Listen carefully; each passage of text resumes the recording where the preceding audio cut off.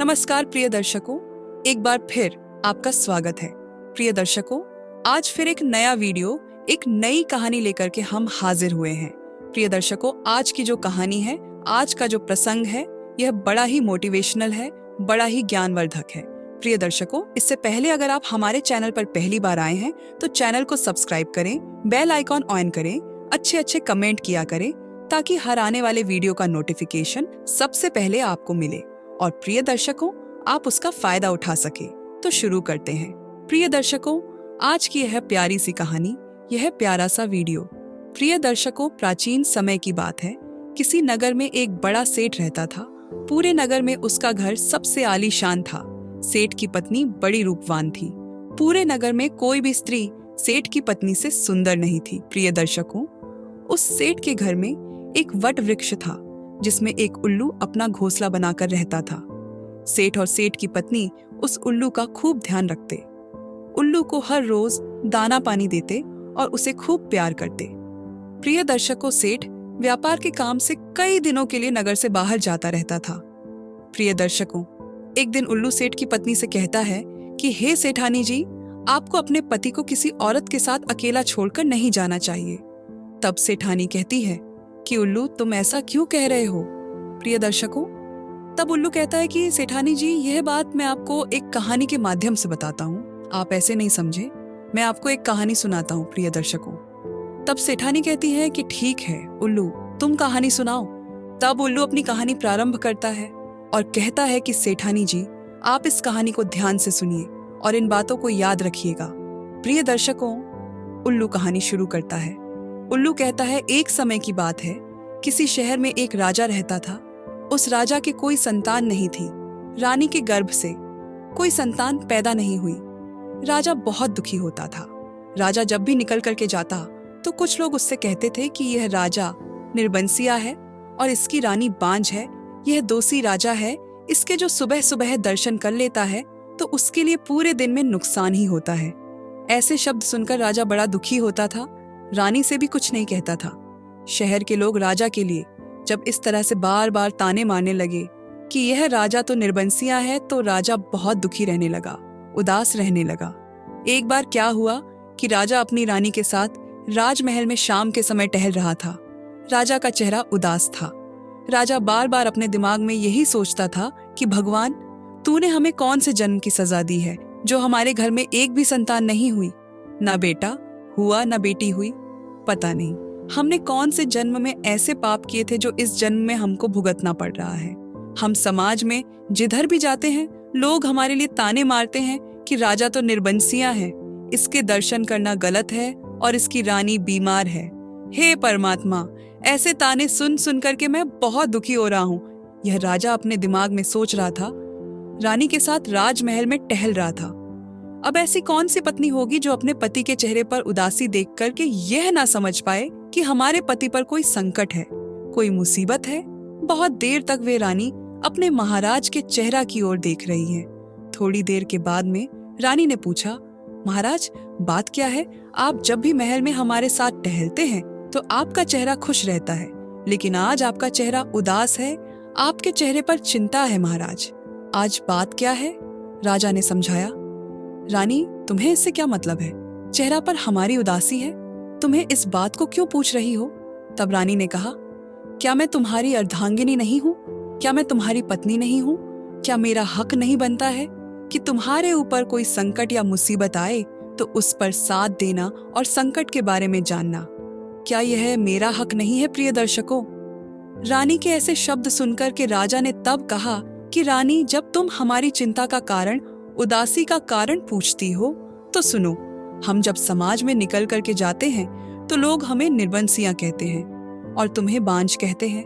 उनके ऐसे ताने भरे शब्द सुन सुन करके मेरा दिमाग खराब है और यही मेरी चिंता है। मैं भगवान से पूछता हूँ कि भगवान, मैंने कौन से जन्म में पाप किए हैं जो आज हमें इस जन्म में भुगतना पड़ रहा है? हमें संतान का मुख देखने के लिए नहीं मिल रहा है। प्रिय दर्शकों, अपने पति महाराज के यह शब्द सुनकर के रानी ने अपने पति को खुश करने के लिए वहां पर झूठ बोल दिया और कहा कि महाराज, आज आपके चेहरे पर उदासी है। अरे, यह तो खुशी का समय है महाराज। कहने लगे रानी, वो कैसे जवाब दिया, महाराज, हमारा गर्भ ठहर चुका है और हमारे कुछ दिनों के बाद में संतान होने वाली है। राजा ने कहा, क्या तुम सत्य कह रही हो, झूठ तो नहीं बोल रही हो? रानी ने कहा, नहीं महाराज, मेरे तो गर्भ ठहर चुका है, संतान होने वाली है और आपके चेहरे पर उदासी अच्छी नहीं लगती। आप मुस्कुराए। यह सच है कि मेरे गर्भ ठहर चुका है, मैं झूठ नहीं बोलती प्रिय दर्शकों। तो राजा ने रानी की बात पर विश्वास कि उसके बाद में राजा के चेहरे पर खुशी झलक लगी। राजा बहुत ही प्रसन्न हुआ। प्रिय दर्शकों, उधर रानी ने अपने पति को खुश करने के लिए झूठ बोल दिया था, लेकिन गर्भ नहीं ठहरा था, गर्भ में कुछ भी नहीं था। इधर क्या होता है, धीरे धीरे समय बीतता हुआ चला गया और जब जब समय के अनुसार बच्चे का जन्म लेने का समय आया, कहते हैं कि 9 महीने के बाद में बच्चे का जन्म होता है। बच्चे के जन्म लेने का जब समय आया तो रानी घबराने लगी। रानी विचार करने लगी, मैंने अपने महाराज को खुश करने के लिए झूठ बोला है, लेकिन मैं क्या करूंगी? जब महाराज हमारे यह पूछेंगे कि बच्चा कहाँ है, बच्चे ने जन्म लिया है, उसको हमें दिखाओ, तो मैं उनको क्या बताऊंगी और क्या दिखाऊंगी? अब बच्चे का जन्म लेने का समय नजदीक है और मैं अब क्या करूंगी? प्रिय दर्शकों, रानी यह सोच सोच करके बहुत दुखी हो रही है और भगवान से प्रार्थना कर रही है कि प्रभु हमारी रक्षा कर, हमारी लाज को बचा, तेरे सिवा मेरा कोई नहीं है, क्योंकि मैंने अपने पति को खुश करने के लिए झूठ बोला है। प्रभु, हमारे गर्भ में कुछ भी नहीं है। प्रिय दर्शकों, यह सोचने के बाद में रानी की एक दासी थी। रानी दासी को बहुत चाहती थी, बहुत मानती थी। तो रानी ने दासी को अकेले में बुलाया और सारी बात समझाई कि देखो दासी, मैं तुमसे कोई बात नहीं छुपाती हूँ और ना मेरे गर्भ में कोई बच्चा है, ना मेरे गर्भ ठहरा हुआ है। मैंने अपने पति को खुश करने के लिए झूठ बोला है। दासी, तुम हमारे ठह बोलने में सहारा दो, तब हमारे महाराज को या किसी और को यह नहीं बताओगी कि रानी के गर्भ नहीं ठहरा है, रानी ने झूठ बोला है, क्योंकि मैं तुमको बहुत चाहती हूँ और तुम हमारी हर मुसीबत में साथ देती हो। इसलिए दासी हमारा सहारा दो, मेरा साथ दो। प्रिय दर्शकों, तो दासी रानी की बात को सुनकर के सहमत हो जाती है और कहती है कि रानी साहिबा, आप निश्चिंत रहे, मैं किसी को नहीं बताऊंगी, ना महाराज को बताऊंगी कि आपने झूठ बोला है। प्रिय दर्शकों, इधर क्या होता है, रानी ने उस दासी के द्वारा खबर भिजवा दी। महाराज के लिए पूरे राजमहल में सूचना भिजवा दी कि रानी को लड़का हुआ है। लेकिन प्रिय दर्शकों, वहां हुआ कुछ भी नहीं, केवल पति को खुश करने के लिए उस रानी ने झूठ बोला था। तो दासी के माध्यम से, जो उसकी सबसे चाहने वाली दासी थी, उसके माध्यम से राजा के यहाँ और पूरे राजमहल में, शहर में यह सूचना उसने वादी कि रानी के लड़का हुआ है। प्रिय दर्शकों, जब राजा ने सुना कि हमारी रानी को लड़का हुआ है, हमारा पुत्र हुआ है, तो राजा बहुत ही प्रसन्न हुआ। अब राजा पर रुका नहीं जा रहा है। राजा राज दरबार से भागा अपने बेटे के दर्शन करने के लिए। जब बेटे के दर्शन करने के लिए भागा तो प्रिय दर्शकों, क्या होता है, रानी ने कहा, आप लड़का अभी नहीं देखेंगे? बोले, क्यों नहीं देखेंगे? इतने दिनों के बाद में हमारा पुत्र हुआ है और उसके दर्शन क्यों नहीं करेंगे? तब रानी ने समझाया, महाराज जिद ना करो, कुल पुरोहित का कहना है कि महाराज अगर संतान को देखेंगे, पुत्र को देखेंगे, तो उनके लिए बहुत बड़ा दोष है, बहुत बड़ा अपशगुन है, इसीलिए आप अभी नहीं देखेंगे। राजा ने कहा, फिर हम कब देखेंगे? प्रिय दर्शकों, तब रानी ने समझाया कि महाराज इतने दिनों तक आपके लिए संतान का मुख देखने के लिए नहीं मिला है, भगवान की कृपा से खुशी मिली है, तो आप धैर्य रखें, जिद ना करें। कुल पुरोहित का कहना है कि जब लड़का बड़ा हो जाएगा और जब लड़का शादी के लायक हो जाएगा और जब आप अपने पुत्र का विवाह करेंगे, तब आप देखेंगे। प्रिय दर्शकों, रानी के शब्द सुनकर के राजा को पहले तो बहुत बड़ा दुख हुआ। फिर राजा ने विचार किया, चलो कोई बात नहीं, संतान तो हमारी हो ही गई है, लड़का तो हमारे हो ही गया है, अब लोग हमें निर्बंसिया नहीं कहेंगे। कोई बात नहीं, जब लड़का हमारा बड़ा हो जाएगा, हम शादी करेंगे, तब देखेंगे, तब तक हम इंतजार करेंगे। दर्शकों, रानी के यह शब्द सुनने के बाद, मन में यह सोचने के बाद में राजा जो था वह दरबार की तरफ निकल जाता है। इधर प्रिय दर्शकों, रानी बहुत रोई, दासी के पास में बैठ करके कहा कि दासी, मैंने अपने महाराज को खुश करने के लिए यह झूठ बोला है और बहुत बड़ा झूठ बोला है। अब मैं कैसे क्या करूंगी? मैंने लड़के के जवान होने तक मैंने झूठ बोल दिया है, लेकिन जब लड़का जवान होगा, जब शादी के लायक हो जाएगा और जब हमारे लड़के के विवाह के लिए लोग आएंगे तब मैं कैसे इस बात को छिपा पाऊंगी। दासी, मैं क्या करूंगी प्रिय दर्शकों? तो दासी ने समझाया, रानी साहिबा घबराइए नहीं। जब आपने इतने समय तक झूठ बोल लिया है, बच्चे के जन्म होने पर झूठ बोल लिया है, तो आप उस दिन का भी इंतजार करिए। जिस दिन लड़के की शादी हो उस दिन का भी इंतजार करिए। आगे के लिए फिर कुछ और रास्ता देखेंगे, कुछ और सोचेंगे प्रिय दर्शकों। तो दासी ने रानी को समझाया। धीरे धीरे समय व्यतीत हो गया। लगभग 181 साल हो गए। तो राजा ने सोचा कि अब हमारा लड़का नौजवान हो गया होगा। इधर उस राजा के लड़के की शादी के लिए रिश्ते आने लगे, विवाह करने वाले लोग आने लगे। दूर दूर के राजा अपनी लड़की का विवाह, अपनी लड़की का रिश्ता लेकर कि उस राजा के पास आने लगे। जब शादी वाले विवाह करने वाले राजा के पास आने लगे, राजा से कहा कि अपने लड़के को दिखाओ, हम अपनी राजकुमारी का रिश्ता तुम्हारे राजकुमार के साथ तय करेंगे। प्रिय को तो राजाओं की बात को सुन करके, विवाह करने वाले लोगों की बात को सुन करके राजा अपनी रानी के पास में पहुंचा और रानी से जाकर के कहा कि रानी, शादी वाले आए हैं। दूर दूर के राजागण अपनी राजकुमारी का रिश्ता लेकर के आए हैं और हमारे लड़के को देखना चाहते हैं। कहाँ है तुम्हारा लड़का? कहाँ है हमारा पुत्र? उसको दिखाओ और हम दरबार में उसे शान से ले जाएं और उनको दिखाए और कहे कि यह हमारा पुत्र है। प्रिय दर्शकों, तो रानी ने फिर बहाना बना दिया, फिर झूठ बोल दिया।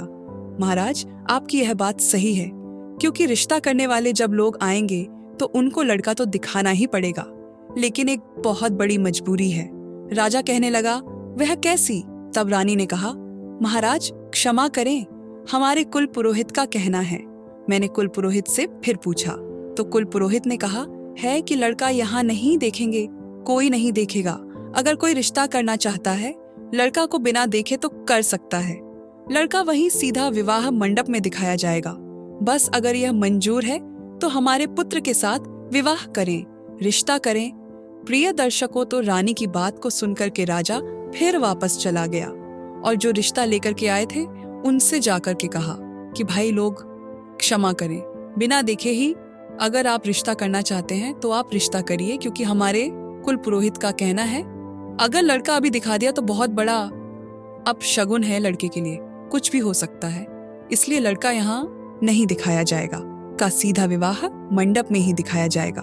अगर आपको यह मंजूर है तो आप हमारे पुत्र के साथ रिश्ता कर सकते हैं, वरना मेरी मजबूरी है। प्रिय दर्शकों, कुछ राजागण जो थे वह वहां से यह बात को सुन करके वापस चले जाते हैं, लेकिन एक राजा ने अपनी बेटी का रिश्ता बिना सोचे समझे ही राजा के लड़के के साथ में तय कर दिया और कहा कि महाराज, हमें यह रिश्ता मंजूर है और हमें यह शर्त मंजूर है, हम अपने दामाद को सीधा विवाह मंडप में ही देखेंगे। अगर आप बारात को लेकर के आइए, हमारा रिश्ता मंजूर कीजिए। प्रिय दर्शकों, वही होता है। वह राजा जो था अपनी बेटी का रिश्ता उस राजा के लड़के से तय करके और अपने घर को चला जाता है। उधर घर जाकर के राजा विवाह की तैयारियां करने लगता है और इधर वे राजा सारी बात अपनी रानी को जा करके बताता है कि एक राजा ने अपनी बेटी का रिश्ता हमारे पुत्र के साथ में तय कर दिया है और विवाह की तारीख भी निश्चित हो चुकी है। अब विवाह की तैयारी करो, हम अपने अपने पुत्र का विवाह बहुत ही शान से करने के लिए जाएंगे। प्रिय दर्शकों, अपने राजा की बात को सुनक के वहां पर रानी ने कुछ नहीं कहा, जवाब दिया, ठीक है, हम तैयार हैं और विवाह की तैयारियां करो और बेटे की शादी शान से करने के लिए जाओ। राजा के साथ कुछ समय बिताया है, राजा तो फिर अपने दरबार की ओर निकल जाता है। इधर रानी को बहुत बड़ा दुख हुआ। रानी ने अपनी दासी को बुलाया और रानी बहुत रोई। अब क्या होगा? विधि तय हो गया है, तारीख भी निश्चित हो गई है। अब मैं कैसे इस बात को छिपा पाऊंगी? मैं कैसे जिंदा रहूंगी? मैं क्या करूंगी? दासी, मैंने ऐसा झूठ काहे को बोला? मैंने ऐसा झूठ बोल करके अपने पति को खुश क्यों किया? प्रिय दर्शकों, दासी उस रानी के लिए धैर्य धारण करवा रही है और कह रही है कि रानी, जब आपने झूठ बोला है तो भगवान से प्रार्थना करो, भगवान कोई ना कोई रास्ता जरूर दिखाएगा। प्रिय दर्शकों, इधर जब शादी की तारीख आती है तो राजा बारात को सजवा आता है अपने पुत्र का विवाह करने के लिए, और बारात को शादी में ले जाने के लिए जब तैयारी हो जाती है, राजा ने खबर भिजवाई। रानी से कहा कि अपने पुत्र को दूल्हा बनाओ और हमको दिखाओ और अब चलते हैं शादी करने के लिए। प्रिय दर्शकों, रानी ने समझा दिया कि महाराज, आप इतने दिनों तक रुके रहे, आपके लिए भी बहुत बड़ा दोष है और आप अभी अपने पुत्र को ना देखिए। अगर आपने अभी पुत्र को देखने की कोशिश की महाराज तो कुछ भी हो सकता है, इसलिए आप भी विवाह मंडप में ही अपने पुत्र को देखेंगे। जवाब दिया, ठीक है, मैंने इतने दिनों तक इंतजार कर लिया, अब थोड़े समय की तो बात है। राजा तैयार हो गया। आगे राजा ने कहा, आप अपने पुत्र को दूल्हा बना करके तैयार करिए और मैं बारात को देखता हूँ प्रिय दर्शकों। राजा दरबार की ओर निकल जाता है। इधर रानी दासी के पास में बैठी बैठी बहुत रो रही है और कह रही है कि रानी, अब मैं क्या क्या करूं। फिर रानी ने और दासी ने सलाह मिलाई। रानी ने कहा कि दासी, मेरे दिमाग में एक बात आती है, छिपाना तो पड़ेगा, लेकिन अब होगा तो होगा, कुछ भी हो, भगवान को जो मंजूर हो वही होगा। लेकिन दासी, तुम हमारा काम करो। दासी ने कहा, रानी साहिबा, आप आदेश करिए, क्या काम करना है। तब रानी ने कहा, दासी, एक आटे की भीड़ बनाओ और आटे का दूल्हा बनाओ और वह पालकी में बैठा लो और पालकी को बंद करवा दो और सबसे कह दो कि पालकी कहीं रास्ते में भी नहीं खुलेगी, यह पालकी सीधे विवाह मंडप में ही खुलेगी। प्रिय दर्शकों, वही हुआ जो दासी ने आटा की भेड़ का दूल्हा बनाया और दूल्हा बना करके उसको सजाया और आटे की भीड़ का दूल्हा सजा हुआ उस पालकी में रखा और पालकी को चारों तरफ से बंद करवा दिया। और जब बारात चलने के लिए तैयार हुई तो रानी ने दासी के द्वारा कहलवान कि इस पालकी को रास्ते में कोई खोलेगा नहीं। रानी ने राजा से कह दिया कि महाराज, इस बात का ध्यान रखना, इस पालकी को कोई भी रास्ते में नहीं खोलेगा। अगर किसी ने खोल दिया तो कुछ भी हो सकता है। एक कुल पुरोहित का कहना है, यह पालकी सीधे विवाह मंडप में ही खुलेगी और वहीं आप अपने पुत्र को दूल्हा के रूप में देखेंगे। जवाब दिया, ठीक है। राजा तैयार हो जाता है और सबको सूचित कर देता है कि हमारी पालकी को रास्ते में यानी बीच में कोई नहीं खोलेगा। प्रिय दर्शकों, कार्य पालकी को उठाते हैं। राजा बारात को लेकर करके वहां से अपने पुत्र का विवाह करने के लिए राजा साथ चल देते हैं। चलते चलते जब यह भयानक जंगल में पहुंचे तो राजा ने सोचा कि चलते चलते बहुत थक चुके हैं, चलो थोड़ी देर वृक्ष के पास में विश्राम करते हैं। राजा ने बारातियों को आदेश दिया कि पालकी को यहीं रख दो और विश्राम करने के बाद में थोड़ी देर के बाद में यहाँ से आगे को बढ़ेंगे। प्रिय दर्शकों, वही हुआ। कहारों ने एक वृक्ष के पास में अलग भरा तथा उसके पास में पालकी को रख दिया और दूसरे बड़े वृक्ष के पास में सभी लोग बाराती गढ़ वहां आराम करने लगे। अब इधर प्रिय दर्शकों क्या हुआ, जहां कहारों ने अलग एक वृक्ष के पास में पालकी रखी हुई थी, उसी वृक्ष के पास में बिल में एक इच्छाधारी नागिन का जोड़ा रहता था। नागिन ने जब पालकी की ओर देखा, नागिन को दिखाई दे गया इसमें दूल्हा नहीं है, आटे की भीड़ का बना हुआ दूल्हा रखा हुआ है।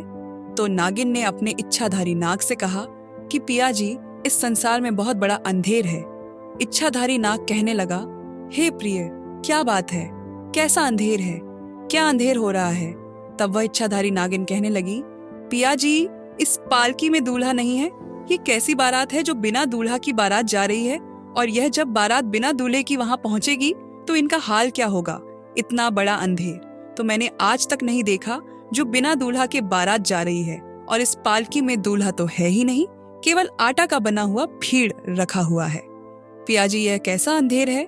इच्छाधारी नाग कहने लगा, हे प्रिय, हमें विश्वास नहीं होता है, शायद हो सकता है तुम झूठ बोल रही हो, हमें दिखाओ, चल करके देखे कि बिना दूल्हा की कैसी बारात है। नागिन ने कहा, पिया जी, अगर ऐसे चलेंगे तो लोग जो बैठे हैं वह देख लेंगे, हो सकता है हमें और तुम्हें मार भी दे। चलो छिप छिपा करके चलते हैं, तुमको दिखाने के लिए पालकी के अंदर देखिए कैसे बिना दूल्हा की बारात था। प्रिय दर्शकों, वही हुआ।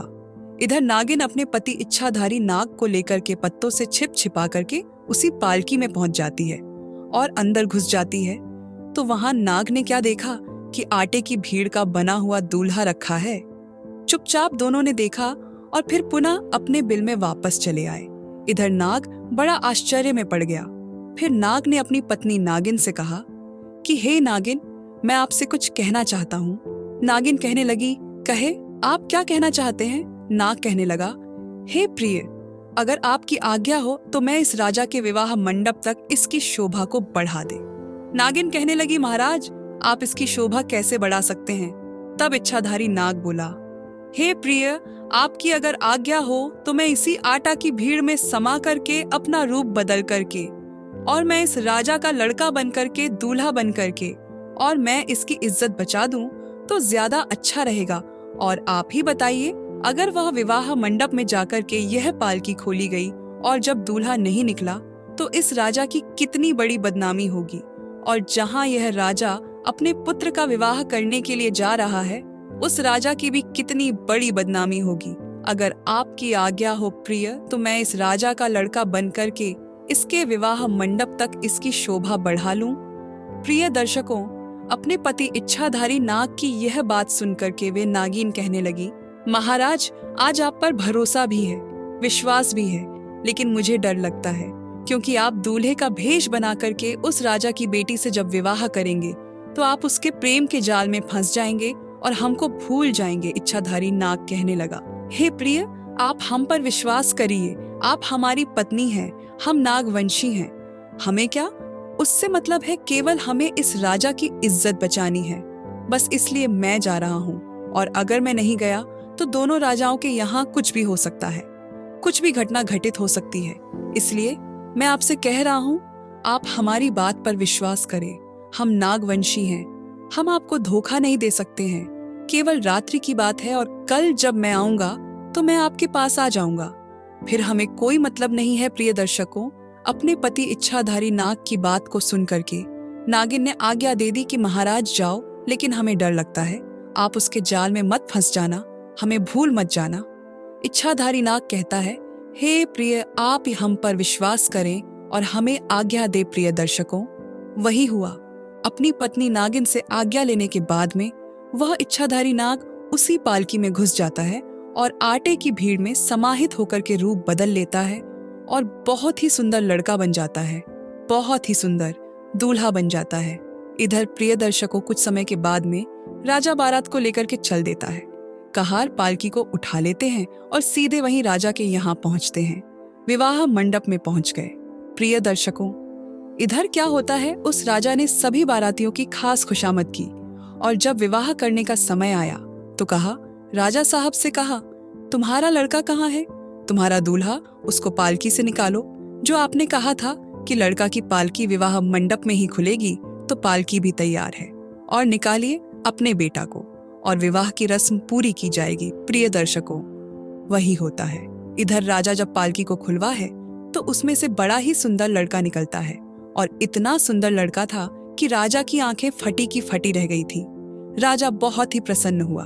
राजा सोचने लगा, इसका मतलब यही था कि हमारी रानी ने हमारे पुत्र को इसीलिए हमें अभी तक नहीं दिखाया था, आज हमें दिखाया है, क्योंकि हमारा लड़का तो बहुत ही सुंदर है, इसके चेहरा पर बहुत ही अच्छा तेज है। प्रिय दर्शकों, उस बेटे के पिता ने भी, उस राजा ने भी जब उस दूल्हा को देखा तो वह बहुत ही प्रसन्न होता है और उसके बाद में विवाह की रस्म पूरी होती है और उस इच्छाधारी नाग का विवाह उस राजा की बेटी से हो जाता है। बड़ी धूमधाम से विवाह हुआ और विवाह होने के बाद में इधर उस इच्छाधारी दूल्हा ने, यानी उस राजा के बेटा ने कहा अपने पिताजी से कि पिताजी, हमारी पालकी अलग होनी चाहिए और हमारी पत्नी की पालकी अलग जाएगी। राजा ने कहा, ठीक है। प्रिय दर्शकों, राजा ने उस राजा को आदेश दिया कि हमारे बेटा की पालकी अलग जाएगी, जिसमें केवल हमारा ही बेटा जाएगा, और अपनी बेटी की पालकी अलग तैयार करवाओ। राजा ने कहा, ठीक है। प्रिय दर्शकों, वही हुआ। इधर उस राजा ने भी अपनी बेटी की पालकी तैयार करवाई है। अब अलग अलग पालकी को लेकर के कहा, राजा के साथ में अपने शहर में चल देते हैं। इधर प्रिय दर्शकों, उसी रास्ते पर आए जहां बारात ने दिन में विश्राम किया था, वहीं आकर के पालकी को रख दिया और राजा ने कहा कि अब थोड़ी देर और विश्राम करें, फिर आगे चलते हैं। दोस्तों, पालकिया को जब रख दिया, कहारों ने उन्हें एक वृक्ष के पास में, और उसके बाद में सब लोग वहां पर विश्राम करने लगे हैं। कुछ लोग तो वहां पर सो भी गए थे। इधर वह इच्छाधारी नाग था जो दूल्हा बना था। वह अपना भेष बदल करके अपनी पत्नी नागिन के पास में पहुंचता है, जो नागिन उसका बेसब्री से इंतजार कर रही थी। और जब अपने पति को नजदीक आता हुआ देखा तो नागिन बहुत प्रसन्न होती है और उसके बाद में कहा, पिया जी, क्या शोभा बढ़ा दी? जवाब दिया, हाँ, मैंने वहां राजा की इज्जत को बचा दिया और इसके विवाह मंडप की शोभा भी बढ़ाई, और मैंने विवाह भी किया और वह पत्नी दूसरी पालकी में बैठी हुई है। नागिन बहुत प्रसन्न हुई और नागिन ने कहा, ठीक है महाराज, आपने बहुत अच्छा काम किया है, लेकिन अब आप कहीं नहीं जाएंगे। अब आप यहीं पर रहे प्रिय दर्शकों। फिर इच्छाधारी नाग ने फिर कहा, प्रिय जरा विचार करो, थोड़ी आ गया, हम आपसे और चाहते हैं। नागिन कहने लगी, पिया जी आप क्या कहना चाहते हैं? आप हमसे दूसरी आज्ञा कौन सी जवाब दिया?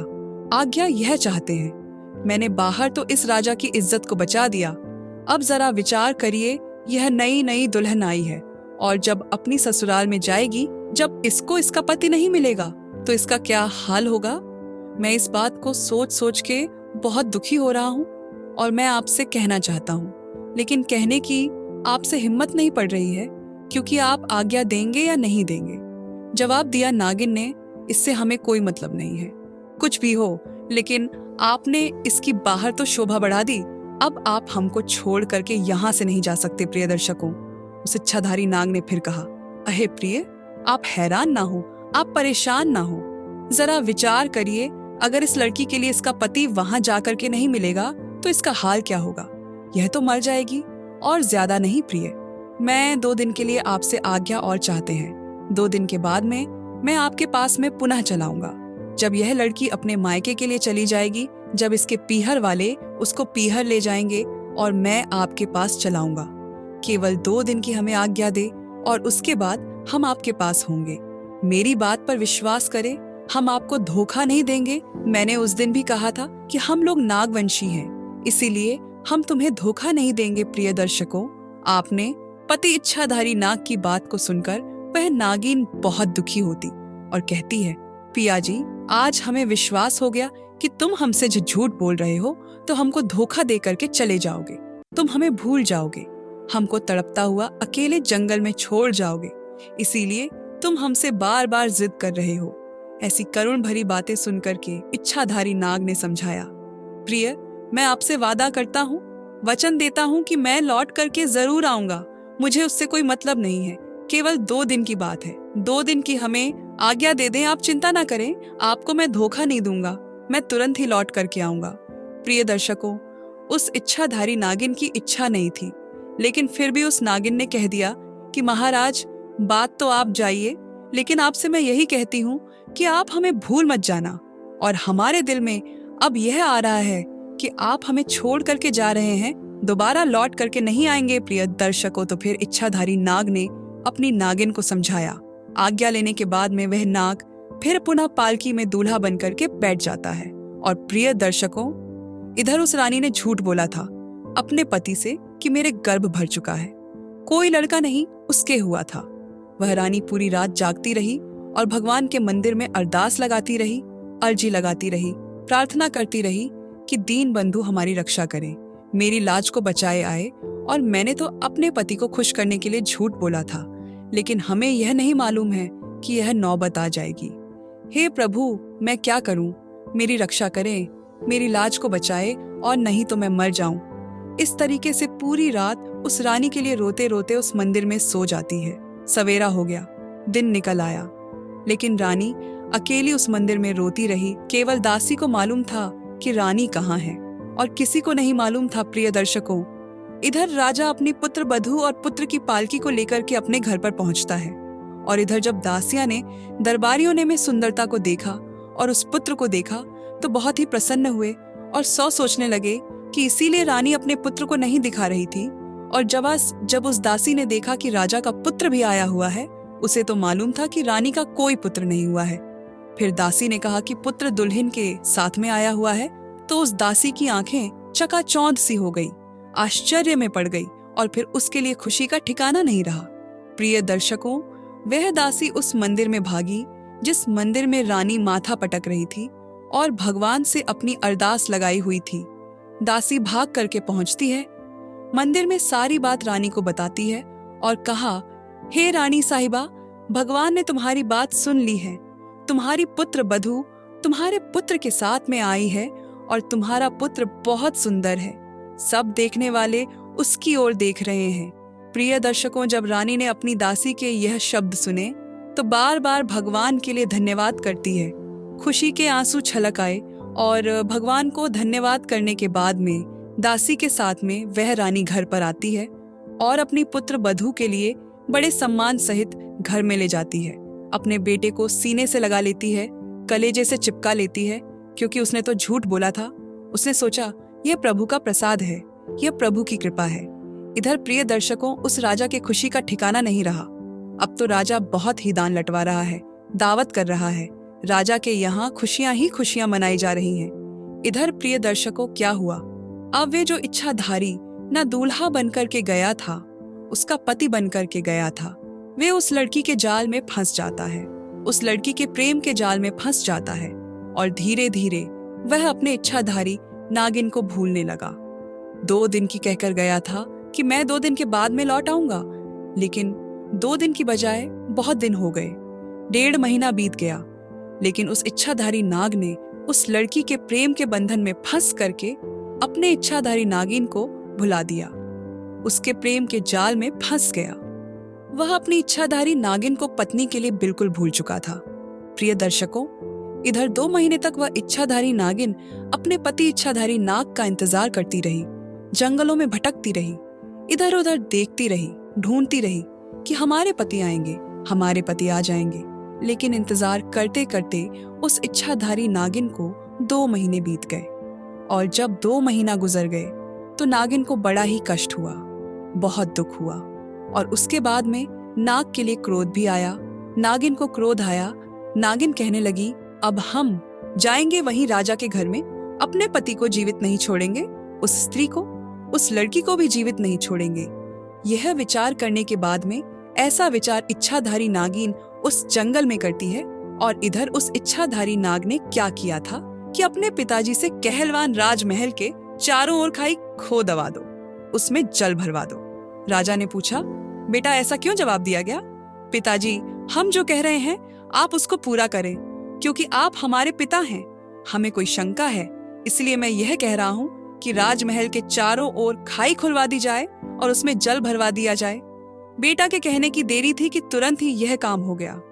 राजमहल के चारों ओर खाई खुदवा दी गई और उसमें जल भरवा दिया गया। अब प्रिय दर्शकों, वो इच्छाधारी नाग विचार करता है कि हमारी वह नागिन अब नहीं आ पाएगी जिसको मैं भूल चुका हूँ और इस लड़की के प्रेम के जाल में फंस गया हूँ और इस लड़की के साथ ही सारी जिंदगी में बिताऊं, ऐसा इच्छाधारी नाग ने विचार किया। निश्चिंत होकर के वे राजमहल में अपनी पत्नी के साथ में रहने लगा था। इधर प्रिय दर्शकों, 2 महीने के बाद में क्रोध में आकर के नागिन जब उस लड़की को डसने के लिए चलती है, राजा के राजमहल के पास में आती है। उसने क्या देखा कि राजमहल के चारों ओर खाई खुदी है, पानी भरा हुआ है। इच्छाधारी नागिन समझ गई, इसका मतलब है कि हमारे पति नाग ने हमें मरवाने के लिए यह जाल बिछाया है। अब तो उसे और ही गुस्सा भर चुका था और सोचने लगी कि हम अपने पति को भी जीवित नहीं छोड़ेंगे। प्रिय दर्शकों, वे इच्छाधारी नागिन अब इधर उधर रास्ता ढूंढती हैं। कई रास्ता मिल जाए तो मैं जल्दी से अपने पति के पास में पहुंच जाऊं, उस लड़की के पास में पहुंच जाऊं। कुछ समय के बाद में थोड़ी सी जगह राजमहल में जाने के लिए उस नागिन को मिल जाती है और उसी के रास्ते वे नागिन जो थी वही पहुंची जहां वह इच्छाधारी नाग, उसका पति, उस लड़की के साथ में अपनी पत्नी के साथ पलंग पर सो रहा था। जब इच्छाधारी नागिन पहुंची, अपने पति को सोता हुआ उस लड़की के पास में देखा तो उस इच्छाधारी नागिन को बहुत बड़ा क्रोध आया। सोचने लगी, विचार करने लगी, यह जोड़ी तो बहुत ही सुंदर है, मैं इस जोड़ी को कैसे खत्म करूं? अगर मैं अपने पति को खाती हूँ, पति को मारती हूँ, तो इस लड़की का क्या हाल होगा? यह पति के बिना मर जाएगी। अगर हम इस लड़की को खाते हैं, लड़की को मारते तो हो सकता है हमारे पति इसके गृह जाल में इतने फंसे हुए हैं, कहीं हमारे पति आत्महत्या ना कर ले, कहीं हमारे पति मर ना जाए। मैं तो विधवा हो गई हूँ, मुझे तो विधवा बना ही दिया है। कहीं ऐसा ना हो कि दूसरी लड़की भी विधवा हो जाए, कहीं ऐसा ना हो कि हमारा पति मर जाए। प्रिय दर्शकों, यह विचार करने के बाद में क्रोध भरी नागिन ने ना तो अपने पति को मारा और ना ही उसे लड़की को डसा और नतीजा ये हुआ कि उस नागिन ने सोचा कि यहीं पर मैं फन पटक पटक के अपनी जान दे दूंगी। प्रिय दर्शकों, वही हुआ। उस नागिन ने पलंग के पास ही अपना फन पटक पटक करके वहां जान दे दी। इधर जब वह नागिन मर जाती है, सवेरा होता है। जब सवेरा होता है तो उस इच्छाधारी नाग की जो दूसरी पत्नी थी, वह उठ कर के बिना कुछ देखे ही काम करने के लिए चली जाती है और इधर वे इच्छाधारी नाग जब उड़ता है और जैसे ही उठता है उसकी नजर उसकी नागिन पर पहुंचती है। जो नागिन मरी पड़ी थी, तो प्रिय दर्शकों, अपनी नागिन को मरा हुआ देखा, बुरी तरीके से अपनी नागिन को उठा करके रोने लगा और पछताने लगा और बार बार एक ही शब्द कहने लगा कि मेरी प्राण प्यारी, तुम मर गई, लेकिन तुम कुछ कह के ना गई। तुमने ऐसा क्यों किया? मैंने तुमको भुला दिया। मैं तुम्हारे बगैर कैसे रह पाऊंगा? अरे, तुम हमारी पहली पत्नी, तुमने हमारे साथ ऐसा प्रेम निभाया है जो तुमने जान दे दी। प्रिय दर्शकों, यह सोच करके उसी मरी हुई नागिन को गर्दन में डाल करके और पागलों की तरह वह लड़का राजमहल से बाहर निकलता है और वहां से चलने लगता है और कहने लगता है, रोने लगता है कि तुम मर गई, लेकिन कुछ कह के नहीं गई। प्रिय दर्शकों, यह थी एक इच्छाधारी नाग और नागिन की प्रेम कहानी कि कैसा था उस नागिन का प्रेम। अपने पति इच्छाधारी नाग के प्रति ऐसा प्रेम निभाया जो अपनी स्वयं जान दे दी, लेकिन अपने पति की जान नहीं ली। प्रिय दर्शकों, हमारी आज की कहानी यहाँ समाप्त होती है। हम उम्मीद करते हैं कि आपको हमारी आज की यह कहानी, आज का यह वीडियो पसंद आया होगा और आप इससे ढेर सारी प्रेरणा लेंगे। मिलते हैं अगली ज्ञान चर्चा के साथ अगले वीडियो में। तब तक के लिए नमस्कार, धन्यवाद।